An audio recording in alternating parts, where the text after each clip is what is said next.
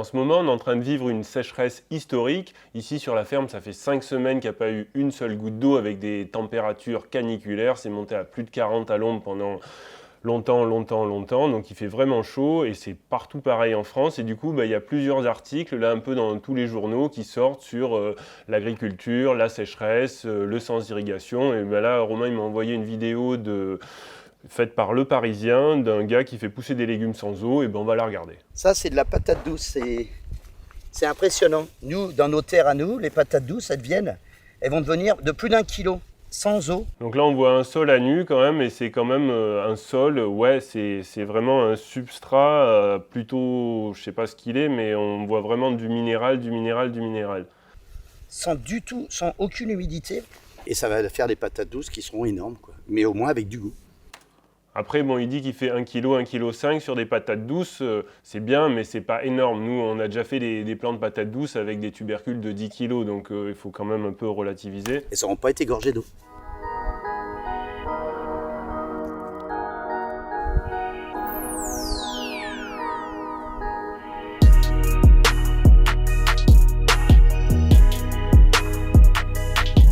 Alors, c'est marrant parce que pour répondre à la problématique du manque d'eau, la solution, c'est de ne pas arroser. Bon, c'est assez simple, basique, quoi.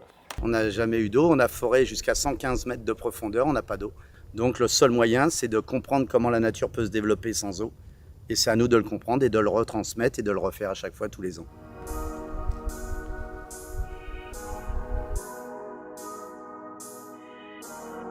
Comme on ne peut pas donner de l'eau par en surface, nous, on la fait remonter de par le sol. Donc là, la pratique qu'il expose, c'est de dire je laisse pousser l'enherbement spontané, c'est-à-dire toutes les entre guillemets mauvaises herbes, et je vais les enfouir grâce à un labour. Et du coup, toute cette matière organique va, selon lui, apporter de l'eau dans le sous-sol. Et en plus, elle va nourrir des vers de terre qui vont du coup nourrir ces plantes. Mais bon, il faut savoir que quand on passe le brament d'une charrue, en labourant, et sur le passage de la charrue, on va détruire 80-90% des vers de terre. Donc en fait, il reste peut-être quelques vers de terre qui font le boulot, mais la pratique du labour, c'est un peu antagoniste avec le fait d'essayer de développer des vers de terre sur une parcelle. Tu veux voir un pied de tomate? Ah, voilà un pied de tomate. Tu vois, nous, sans irrigation, sans ébourgeonnage, sans tuturage. À la fin du compte, il y aura presque 10 kilos sur un pied. Alors que les autres, ils vont vous les faire monter en hauteur, mais que sur une tête. Ça va reformer des racines qui, quand ils vont toucher le sol, vont s'enraciner, ce qui va permettre de donner encore plus de puissance au pied de tomate. Alors sur la faculté du plant de tomate à marcoter, à se re-enraciner dans le sol, je suis un peu dubitatif sur le fait que ça apporte vraiment de l'eau, surtout si elle se enracine en superficie et que les sols sont secs. Alors qu'en les ébourgeonnant, en les montant en hauteur, ils ne prennent uniquement que ce qu'il y a autour du système racinaire. C'est pas la chaleur qui fait peur aux tomates. Ça, il n'y a pas de problème. La tomate vient d'un pays chaud, le Mexique. C'est un pays où il fait souvent 40 degrés. Ce qui est sûr, c'est qu'effectivement, la tomate, elle résiste quand même bien à la chaleur, à la sécheresse. Et c'est une plante quand même qui a la faculté de s'enraciner profondément. Et donc, effectivement, un plant de tomate qui arrive à descendre profondément dans le sol, il va pouvoir aller chercher de l'eau plus profondément que ce qu'on peut trouver en surface. Et c'est souvent le cas quand on a des tomates qui sont irriguées par goutte à goutte, où finalement, on va apporter de l'eau en goutte à goutte en surface. Et tout le système racinaire de la tomate va être au niveau du goutte à goutte.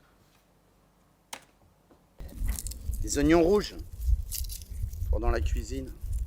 Bon là, les oignons rouges, je suis désolé, mais je ne peux pas m'empêcher de sourire quand je vois la taille des oignons. Alors ils sont peut-être bons, mais en tous les cas, là, en termes de production, en tous les cas, pour ma part, c'est pas satisfaisant, quoi. Pour mélanger avec de la salade ou... Surtout quand on voit qu'ils sont plantés en ligne et que la densité, elle est vraiment pas élevée, quoi. Avec des viandes. Nous, il y a longtemps qu'on a la solution. La différence, c'est que la solution qu'on a apportée aux paysans, on leur a donné de l'eau, on leur a donné de l'engrais, on leur a donné des pesticides. C'est-à-dire, on leur a mâché le travail, on les a rendus feignants, on les a pas rendus courageux, on les a rendus feignants. Si la plante a que des trucs chimiques à manger et de l'eau, c'est-à-dire qu'un légume, quand il a soif, on y donne à boire, quand il a faim, on y donne à manger, quand il est malade, on le soigne, quand il a des attaques d'insectes, on les tue. Non, un légume doit se débrouiller tout seul. Un légume, c'est comme un être vivant, c'est un être vivant. C'est-à-dire que plus tu vas l'aider, plus tu vas le rendre feignant. Donc là, sur ce que dit le monsieur, je suis tout à fait d'accord sur le fait que il faut pas apporter d'intrants sur les cultures et qu'il faut produire des légumes sains. Là où on diffère un peu, c'est sur la pratique agricole pour obtenir les résultats, et ces rendements, ces résultats me paraissent pas terribles. Et quand il parle de dire on fait comme la nature, moi, par exemple, si on regarde une forêt, une prairie, on voit des sols toujours couverts, et dans son cas, les sols, ils sont à nu. Donc en fait, là, il ne fait pas comme la nature, il fait comme Cro-Magnon quand il s'est mis à cultiver les terres au néolithique. On y arrive, la preuve, on y arrivera sûrement mieux que ceux qui vont irriguer, traiter et mettre de l'engrais. T'entends toutes les abeilles qui travaillent. Tu les entends? Il y en a un paquet, il y en a partout. Regarde-les. Là au moins, et les bourdons terrestres. Dès l'instant où on donne à boire à un légume, on dilue le goût. C'est comme une grenadine, comme un sirop, hein. Si vous mettez très peu d'eau, il est très sucré. Si vous mettez beaucoup d'eau, il n'est pas sucré. Donc ça, c'est vrai qu'il y a des producteurs de tomates qui mettent des hormones pour que les tomates se gorgent plus en eau. Et en fait, effectivement, si on surarrose ou on arrose trop des plantes, elles vont être gorgées en eau, et les taux de matière sèche, les taux de sucre des légumes vont être faibles. Et du coup, trop d'arrosage, ça va au détriment de la qualité du légume. Mais d'un autre côté, c'est pas... Qu'est-ce qui fait des sucres dans une plante? C'est la photosynthèse. Et si la plante manque tellement d'eau qu'elle n'arrive plus à faire de photosynthèse, ça ne marche pas. Donc en fait, il faut bien voir comment fonctionne une plante. Une plante a besoin d'eau dans le sol pour fonctionner, mais c'est vraiment sa faculté à faire de la photosynthèse et transformer l'énergie solaire, le dioxyde de carbone de l'air, en sucre, qui vont faire qu'une plante, comme une plante tomate, va faire des tomates riches en sucre. Un légume qui n'a pas d'eau, il va rester petit, mais par contre, ça va être du concentré. Ce sera que du bonheur. Ce sera de la nourriture. On produit sûrement moins, ça c'est sûr. On ne veut pas des gros rendements, ça sert à rien. Vaut mieux produire peu et bien que de produire beaucoup et d'en jeter la moitié. Alors sur ça, je me demande... En fait, moi, ça me dérange parce que ça rentre dans le cliché et un petit peu dans ce lieu commun qui est véhiculé par de nombreux médias, et donc en ce cas aujourd'hui par Le Parisien, sur l'idée que finalement, il n'y a que l'agrochimie, l'agro-industrie qui puisse produire en quantité de la nourriture, et cette nourriture n'est pas de très bonne qualité, mais bon, de toute façon, il faut nourrir tout le monde, donc on va faire de la merde. Et là, c'est le bio, ça a des mauvais rendements et c'est comme ça. Moi, je ne suis pas d'accord, parce que nous, on produit énormément, on a des très bons rendements et la qualité des légumes, elle est au rendez-vous. Et là, on est en train de faire des études avec l'université de Pau sur la qualité des légumes, et on va faire ça avec une autre université pour aller chercher toujours plus sur la qualité des légumes. Mais de ce qu'on a pu mesurer sur les taux de matière sèche, au niveau gustatif, sur le niveau de taux de sucre, de matière sèche, on a vu que nos légumes étaient d'excellente qualité, et donc on peut produire beaucoup en quantité et en qualité. Et ça, il faut arrêter de penser que si on produit beaucoup, c'est de la merde, ou que si on produit peu, c'est forcément bien. Ça dépend vraiment de comment on produit. Vaut mieux faire peu avec de la qualité que de faire énormément avec de la merde. Ma question, c'est, je me demande juste pourquoi Le Parisien, ils ont fait un article qui montrait ça, où en fait le gars, il dit rien, ça laisse l'idée que finalement, il n'y a rien à faire et que tout marche tout seul. C'est pas le cas, même si je suis partisan d'une certaine philosophie du non-agir, il faut respecter les cycles naturels pour que ça puisse marcher. Et là, dans son système-là, je vois pas comment, où est respecté les boucles du carbone, de l'azote, et je me questionne si ce monsieur cultive avec ces pratiques-là depuis plusieurs générations. À mon avis, il doit apporter une fertilisation azotée, sinon il n'aurait pas 10 kg de tomates par pied. Donc là, je voulais rebondir sur un autre article qui est paru sur Reporter. Et l'article, c'est « Nos plantes crèvent, dans la Drôme, les paysans abattus par la sécheresse ». Et donc là, on voit vraiment cette agriculture, c'est un portrait de cette agriculture bio, entre guillemets, classique, qui a du mal. Et du coup, là, on voit finalement, ils ont tout perdu parce qu'il fait trop chaud et les plantes, elles n'ont pas supporté, et ils n'ont pas assez d'eau pour pouvoir arroser. Ils n'ont pas eu assez d'eau pour pouvoir arroser suffisamment les cultures et les préserver.